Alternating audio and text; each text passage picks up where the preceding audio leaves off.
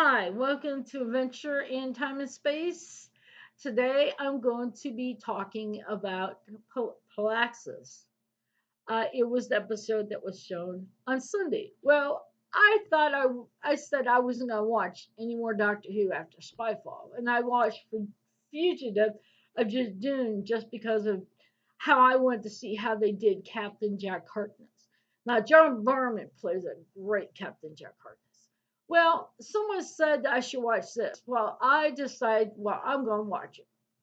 I've only watched Spyfall Part 1, Part 2, and Fugitive of the Jejune. That's 3 episodes, so those make 4 that I have watched. Um, I watched it. The story was okay, but it was not really extremely exciting. It was blah and poorly written. The only exciting part, well, basically, to those who are Jody bots, the exciting part is when she had a thought. Now, excuse me, she gets excited about having a thought.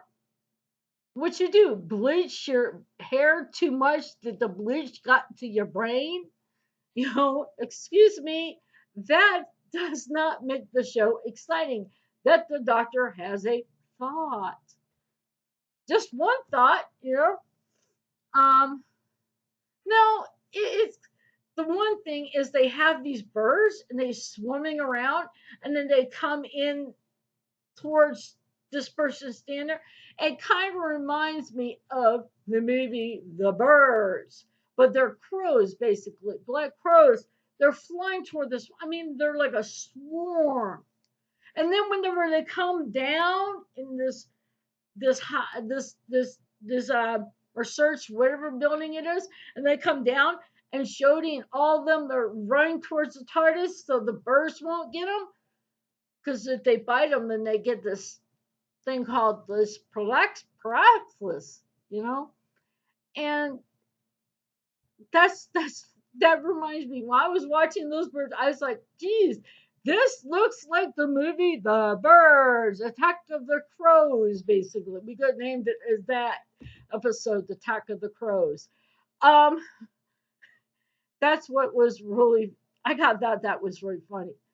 How they're running and all these and these birds are coming after them. So when they took the TARDIS, they homed on uh Gill. Oh God, I can't think of her character's name. Uh, they show up where she's at, and she thought she discovered an alien planet. No, it was beyond underneath the Indian Ocean. All this plastic here. I was like, wait a minute, that's not exciting. It's like, excuse me, why didn't you make it something interesting, like another planet? It's not underneath the Indian Ocean. All this plastic. I was like, I'm like thinking, now wait a minute. It's like, excuse me here. Um, so she hooks up this guy who got has this alien thing, this Flaxus that's trying to take over his body, and the doctor hooks him up, and they're inside the TARDIS, and they went out to explore, leaving the guy and his husband in the TARDIS. Now, they find out there's this ship, spaceship that got caught in there, that was in there with all the other one. And they went in there, and she's like looking around, figuring out how she can get the cure to all the people. So the people so the plant can get that cure, basically. I know I'm jumping all over the place. I'm sorry. Um, and skipping a lot of things, but I'm just trying to get to the point without going all over this story. Basically, I'm just trying to get to the main basically point. So all of a sudden, she sets it so this um the autopilot clicks on this thing and it goes up. Well, the autopilot went kaput. So guess who's behind the spaceship trying to fly it? The husband who's married to the one who's an astronaut. Well, this guy does not know how to fly, and he's not a space, doesn't know anything about spaceships and stuff like that. So he's flying and stuff like that, and all of a sudden he rejects, what the doctor said that needs to be released, and he's going up, and they knew after a certain point that ship was going kaboom. So you know what the doctor did? Went around the ship. While the ship exploded, the guy was inside the TARDIS. She materialized around it. Well, I think that's kind of dumb. It's like, excuse me, the ship is going to explode, and you put the TARDIS around it, materialized to save the guy, and then the ship is going to explode. Wait, that's not, something just does not seem right here. The only time I ever saw the TARDIS next to a ship that was about ready to explode was with Captain Jack Harkness with Christopher Eccleston. They're outside, the doors open, the doctor and Rose are dancing, and they're telling Jack to come in. And when Jack comes in, he says, "Close the door. There's about ready to be a draft." So that's the only time I ever. But they didn't materialize around the guy to save him. It's like Jack Harkness is like right there, to have him go in. But that's what I thought was a little strange, odd, and stuff like that. You know, it still was an exciting story. It was still like lacking interest, lacking excitement, lacking appeal, and apparently Chris Kimball does not have good enough writers. Jodie does not know how to act worth a dang, or could say damn, whatever. She does not know how to do sci-fi. She gets excited, and it's like drops. It's like it's there for about 5 seconds or 5 minutes or whatever. It's just like a short period of time. You can just see it, but it's like short lived. And apparently, I just don't think the BBC is getting it. That people like us who grew up, I didn't watch Doctor Who here in America. Flirt with Tom Baker on our public broadcasting system, the PBS stations. Now, there were, Tom Baker was out with Classic Who here in the United States on a public broadcasting, on the television. I never watched it, and a person dared me, and started with New Who, Rose. But since I started watching it, I went back to watch the classic episodes, and I understand the richness and the history of it. But this Doctor Who does not seem like the real Doctor Who. Back in the classics, the reboot Who all the way through Peter Capaldi. This does not. The writing is horrible, even with Spyfall, Fugitive of the Jadoon. This episode, they were like, huh? It's just like there's no excitement. It's like all the excitement was like sucked out in the vacuum. I mean, it was not really there. This is not the Doctor Who I started out with, and this is nowhere near close to the classics.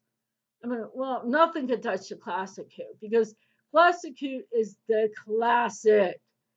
It's the original. The original. Doctor Who.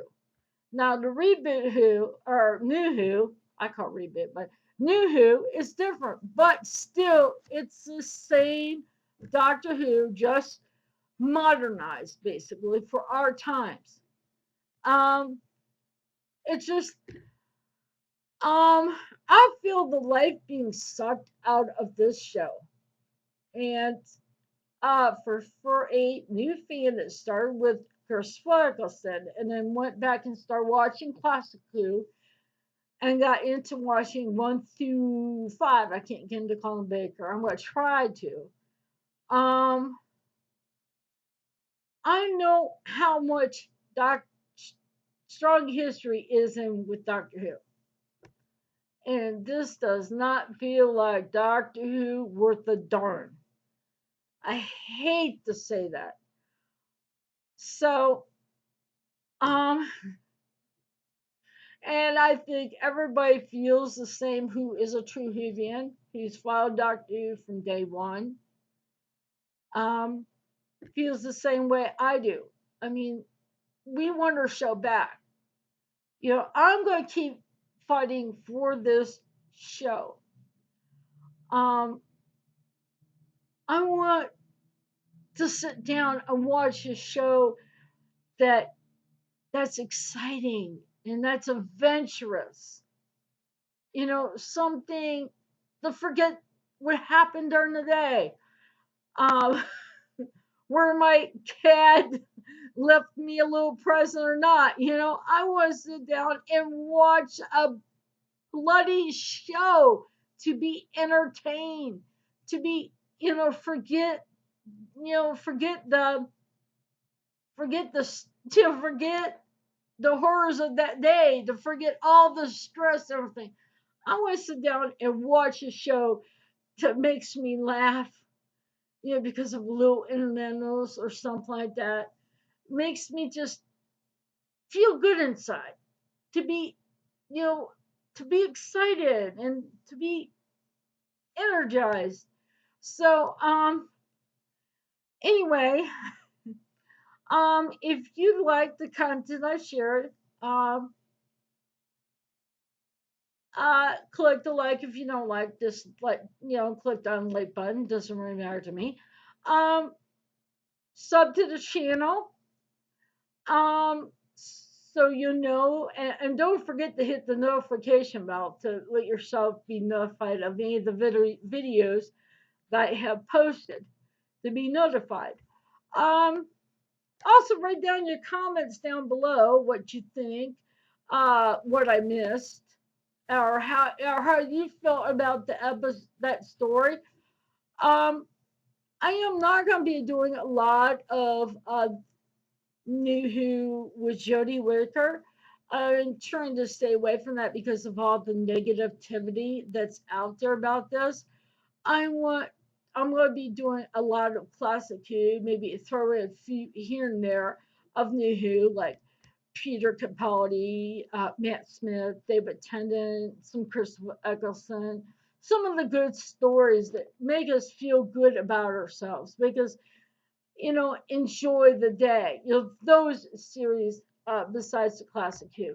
I just want people to know what the show is really like. So I have a fellow YouTuber who also has a Facebook group, Not My Doctor Who, and mine's in Adventure in Time and Space on Facebook. But Not My Doctor Who has his videos, but he also does a live stream panel on Fridays, 8 p.m.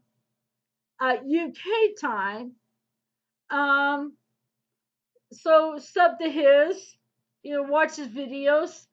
Um, Give him, sub and everything because I want to get the word out. He has videos of his live streams.